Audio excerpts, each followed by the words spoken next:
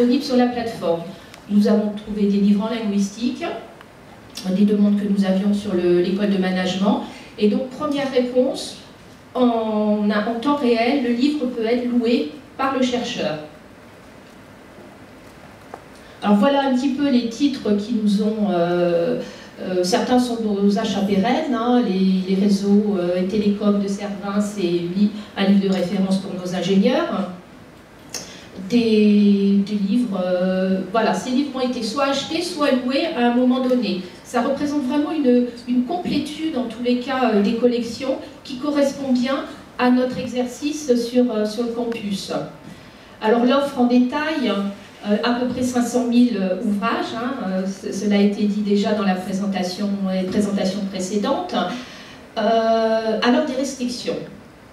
Effectivement, tous les éditeurs, et c'est peut-être là la crainte aussi que des éditeurs qui étaient présents se retirent. Wiley, récemment, était présent, ouvert à la location, et il s'est retiré. Donc il n'y a que l'achat pérenne, et un achat pérenne pour un besoin de recherche, on ne le fera pas. Hein. On ira plutôt dans le cadre du prêt interbibliothèque. Donc sur les 1464 éditeurs, ça a peut-être évolué depuis, il y a 500 qui ne donnent pas de droit sur la location. Donc on peut dire que sur les 334 000 ouverts à la location, cela représente 70% du catalogue. Notre demande, ce serait peut-être de renégocier peut-être avec les éditeurs, de comprendre aussi pourquoi ils freinent. Parce que, voilà, on trouve, c'est récent, et on n'est pas forcément, il n'y a pas d'alerte en tous les cas, pourquoi l'éditeur s'est retiré. Donc peut-être aussi ce sera intéressant de connaître cette frilosité et de comprendre leur comportement. Je vous rejoins, je pense qu'on a un vrai travail de communication là-dessus, mais c'est complexe, c'est compliqué, et j'ai tendance à dire qu'aujourd'hui, Amandine, en tout cas pour la France, mais Hélène et son équipe, aujourd'hui, on perd beaucoup d'énergie à avoir de nouveaux éditeurs. Mais les renégociations et les explications, comprendre pourquoi, Pierson est un exemple, c'est-à-dire qu'on a mis 9 mois à les faire changer d'avis. Je ne vais pas revenir dessus, mais donc ça évolue. Je vais prendre un autre exemple dernièrement. Duno, je vais monter pour que les gens voient mieux, mais Duno nous a dit en toute transparence, on dit voilà, la politique du groupe, donc là c'est Hachette pour le coup, on va multiplier les prix par 2,5. Et donc c'était un fait, voilà, c'est un peu comme Pierson un jour avait dit, on multiplie les prix, là c'est 2,5 sur toutes les plateformes, donc on le subit. Mais ce qu'on a dit à Eric, on lui a dit, ok, mais il faut quelque chose en contrepartie, c'est pas possible de juste multiplier les prix par 2,5. Donc en discutant avec eux, et c'est là où le côté Amandine et moi on passe beaucoup de temps à essayer de vous avoir des nouveaux éditeurs, mais à un moment donné, là ça s'est présenté, c'est Eric, on se rencontre, on discute, et la décision a été prise de dire ok, donc on multiplie les prix par 2,5, c'est un fait, mais, même si je crois que j'ai un mail à ce sujet-là, les nombres de jours de presse sont passés de 100 à 400. Donc vous voyez, on a négocié en disant, on aurait pu dire, bah, on multiplie les prix par 2,5, on reste à 100, mais là, on n'a pas trouvé ça logique. Donc, Eric a accepté de repasser de 100 à 400 crédits, 400 jours de prêt. Donc ça a été le côté. Et du coup, c'est là où c'est intéressant, mais on est juste, entre guillemets, il y a 24 heures dans une journée, on en a profité pour rediscuter avec lui du fait qu'il n'avait pas la possibilité de faire du copier-coller. C'est-à-dire que Duno, quand on a signé le contrat avec lui, il n'a pas exclu la location, donc pas de problème. Il a dit l'impression 20%, ça ne me dérange pas, ça on le permet sur toutes les plateformes, on accepte. Par contre, on ne permet à personne de faire du copier-coller. Donc, au cours de cette négociation, on lui a dit, mais au fait, le copier-coller, est-ce qu'on peut en reparler? Parce que c'est quelque chose d'important pour nos institutions. Il a dit, bah, explique-moi ce que c'est. Et il a dit, ok, j'ai plus les craintes que j'avais il y a 3 ans, on remet le copier-coller. Donc, vous voyez, c'est juste un exemple pour vous dire que, oui, je pense qu'on peut mieux faire. 1400 éditeurs, c'est compliqué de vous dire, au fait, par exemple, on en parlait ce matin avec Hélène et Amandine, une liste d'embargo. Nous, on l'a faite en France, on connaît exactement. Alors, il y a des fois pas d'embargo, donc je pense à Laurent, dès qu'il y a une nouveauté qui sort au cercle de la librairie, le temps de la charger, elle est sur Dosonera. Et puis à l'opposé, vous avez l'Harmattan qui nous a dit, au début c'était, on a rentré 3000 titre de l'Harmattan, et depuis c'est compliqué. On arrivait encore jusqu'à l'année dernière à avoir les dernières nouveautés ou les titres demandés, donc si il y avait une institution qui demandait, ils nous le donnaient, et l'année dernière, en fin d'année, ils nous ont dit maintenant on va vous mettre un embargo de 6 ans. Donc c'est des choses, on a été les voir, on leur a demandé pourquoi. Bon bah non, parce que c'est le côté dont parlait Hélène, le côté on a une plateforme en direct, donc on veut la privilégier, donc on vous met un embargo.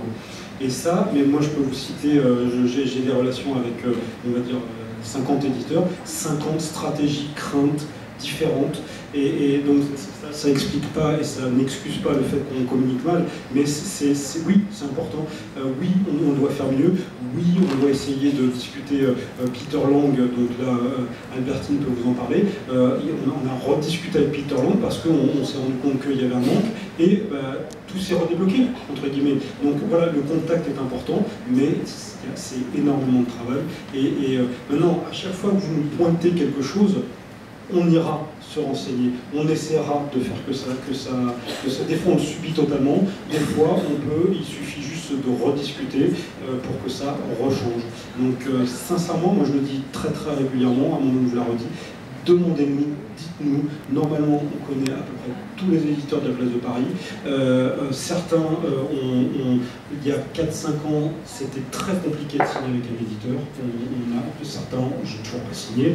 Je regarde quelqu'un, j'en ai discuté avec son prédécesseur pendant 5 ans, c'est toujours pas signé. Je me souviens des éditions... L'Extinso Wallino, il m'a permis de dire, pour ceux qui étaient présents, et c'était à la Gaîté Lyrique, oui, avant la fin du mois, donc on était au mois de juin 2012, on signera avec Dossonera. Et bien on est 4 ans plus tard, il n'a toujours pas signé. Donc vous voyez ce que je veux dire, ça reste des relations, ça reste moi je me souviens, Hérol m'a dit une fois, mais Ludovic, on a besoin d'avoir confiance en vous, parce que tu me dis que tu t'en as vendu 10, mais si ça se trouve, tu en as vendu 100. La relation est totalement différente. Sur du livre papier, ils envoient 100 livres, ils sont certains de les avoir vendus. Sur le numérique, il y a une certaine relation, c'est autre chose. Et c'est du temps, c'est de l'investissement, c'est du temps humain pour discuter de tout ça. Donc, pas d'excuses, rien à dire, mais dites-nous, quelqu'un vous manque en location. Souvent, il suffit de le rappeler, lui dire mais pourquoi tu n'es pas en location? Ah mais explique-moi ce que c'est. Ah oui, c'est dommage de se priver de ça. Et il re-signe. Donc on peut garder espoir que Wiley revienne si vous renégociez. Je vais en parler avec Hélène puisque là elle s'est absentée, mais avec Hélène je vais leur demander de rediscuter avec Wiley pour être certain que s'il est sorti de la location, c'est parce qu'il a vraiment bien compris ce que c'était et qu'il ne souhaitait vraiment pas. Mais je le pointe comme je le note et je parle avec Hélène très vite et je reviendrai vers vous. Donc 500 qui ne donnent pas de... Et donc, non, c'est bon. Et donc, toute cette expérience, en tous les cas, est vraiment concluante. Nous sommes vraiment clients de la location sur Dossonera. Les achats pérennes, nous avons peu de statistiques de consultation. Les ouvrages sont disponibles en forme papier et les élèves viendront plutôt chercher ces ouvrages-là. Par contre, sur la location, c'est vraiment un modèle qui correspond bien à nos élèves, à nos chercheurs également pour remplacer le PEB. Et c'est vraiment, bon, c'est vrai qu'on peut se poser la question, ce ne sont pas des achats pérennes, c'est un budget que l'on consacre, mais on répond en tous les cas aux besoins, à la recherche, et c'est plutôt positif en tous les cas pour la bonne appréhension du livre électronique. Comme je vous disais, il y avait vraiment cette frilosité sur notre campus de la part des chercheurs, et c'est en train de changer. L'orientation qui nous est donnée maintenant, c'est Horizon 2019, c'est la nouvelle stratégie annoncée sur notre campus il y a un mois par nos directeurs, c'est d'aller vers une bibliothèque uniquement numérique, Horizon 2019. C'est pas encore gagné, il y aura encore des réticences à mon avis, on pourra peut-être faire changer un petit peu cette orientation, mais c'est la priorité qui est donnée par nos directeurs d'ici quelques années. Quelques mots. Merci beaucoup.